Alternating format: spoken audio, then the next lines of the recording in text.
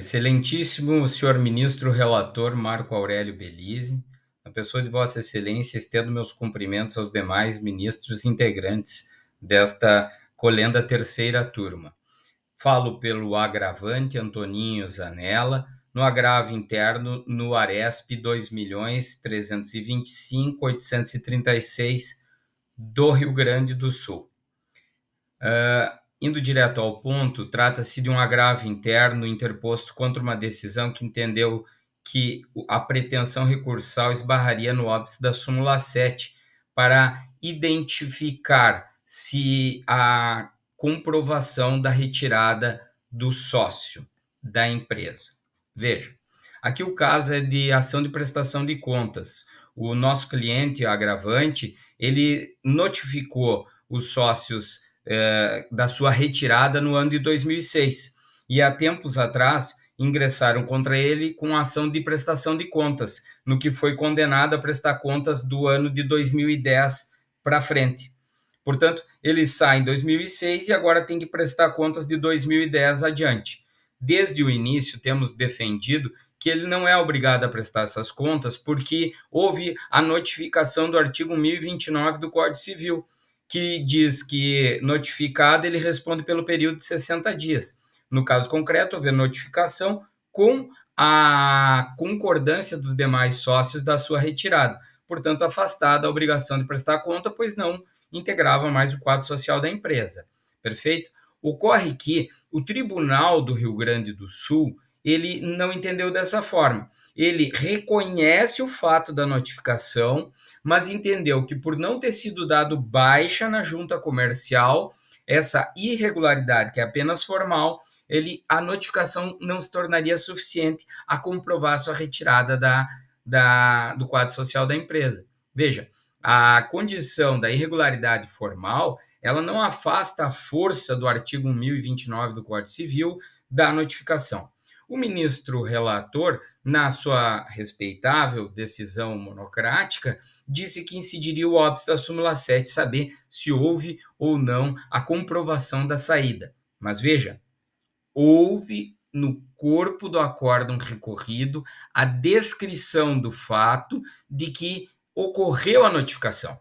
Tanto que o Tribunal do Rio Grande do Sul assim disse, leio, peço licença para ler, a mera existência de notificação dos autores, informando a retirada formal da empresa e o desinteresse na participação da sociedade, com a concordância dos demais sócios, e aí a conclusão, não é suficiente para comprovar a efetiva saída dele do quadro societário em 2006. Pois bem, excelências, nesse aspecto entendemos que houve a violação do artigo 1029, porque o acórdão recorrido reconhece o fato que é imutável, houve a notificação, houve a concordância no ano de 2006. Por que o agravante agora é obrigado a prestar contas do ano de 2010, 11, 12, quando já estava anos distante desta empresa? A decisão agravada, portanto, com as mais respeitosas vênias, não precisa revolver o caderno probatório. Basta ler o que está escrito na folha 330 do STJ. Houve a notificação com a concordância dos sócios. Pois, portanto, deve-se aplicar a lógica jurídica utilizada pelo STJ quanto à interpretação do 1029. Aliás, precedente do eminente relator Marco Aurélio Belize, do ano 2016, RESP 1.602.240 de Minas Gerais. O ministro deixa clara a força do artigo 1029 quando notificados demais sócios, encerrado o affect societatis, o sócio retirante responde por aquele prazo de 60 dias e depois encerrou.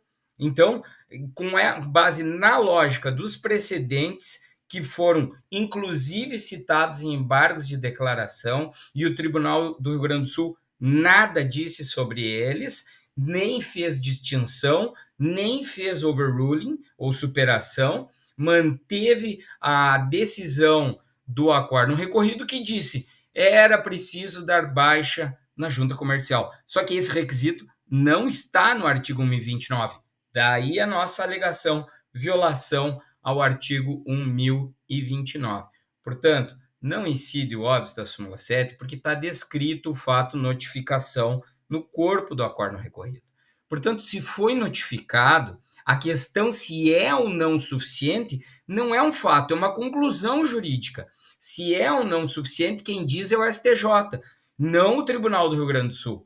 Como diz o STJ quando interpreta o artigo 1029, precedentes do ministro relator Marco Aurélio Belize, da ministra Nancy Andrighi, do ministro Cueva, que foram citadas no recurso especial, todos eles dizem o seguinte: notificado os demais sócios, encerra o affecto societatis, portanto, excluído das obrigações de prestar contas.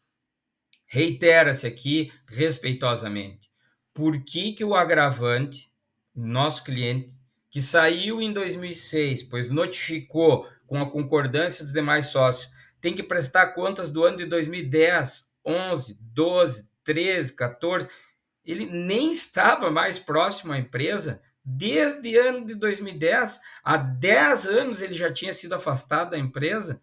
Como que ele vai prestar contas? Pois bem, nos defendemos alegando o artigo 1029 desde a contestação. E agora cabe ao STJ, respeitosamente, enfrentar o tema jurídico devolvido, se a notificação é ou não suficiente. Pois bem, o STJ tem reiterada jurisprudência dizendo que sim, que a notificação encerra, é suficiente. O recurso especial 1.735.360, também de Minas Gerais, da eminente ministra Nancy Andrighi, da Colenda, terceira turma, são todos nesse sentido, de que a notificação basta para encerrar o affecto societatis. Se não havia mais affecto, se estava fora do quadro social, pergunto por que depois da sua saída, anos, tem a obrigação de prestar contas. Se o STJ entender que o Tribunal do Rio Grande do Sul acertou ou exigia baixa na junta comercial, que sequer trata-se de um ilícito, é uma irregularidade fiscal, se o tribunal entender, eu peço que esclareça esse ponto, porque vai ter que ocorrer uma pequena divergência com a posição da Colenda quarta turma. São essas breves considerações que o agravante postula o conhecimento do agravo interno para o conhecimento e provimento do recurso especial ante a manifesta violação ao artigo 1029, quando o Tribunal do Rio Grande do Sul, a despeito de reconhecer a notificação, entendeu necessário outros requisitos que não estão no texto do artigo 1029. Portanto, violado o artigo 1029, merece ser provido o recurso especial para que seja julgado improcedente a ação de prestação de contas. Muitíssimo obrigado pela atenção.